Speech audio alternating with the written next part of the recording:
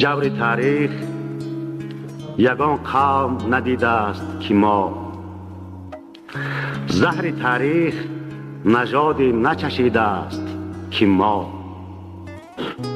ملت زیر فلک با همه فرهنگ سترگ اینقدر ذلت و خواری نکشیده است که ما.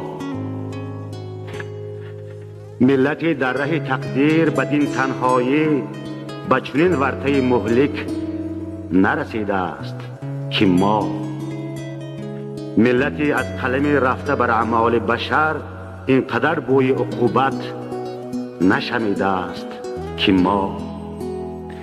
ملتی بی جهتی با سر پرشور و بلند در سر دار اجانب نتپیده است که ما. هیچ قومی به چنین ناکسی و ناخلفی خونی هم خون خودش را نمکیده است که ما. ملتی در همه ایام بدین بی‌شرفی سینه مادر خود را نبریده است که ما. هیچ کس زیر نقاب آمده بحر زر و سیم جگری هم نسبش را ندریده است که ما.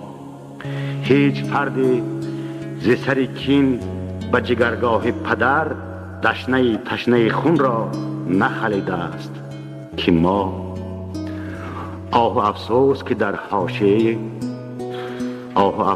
در حاشیه تاریخی این همه فاجعه را دهر ندیده است که ما.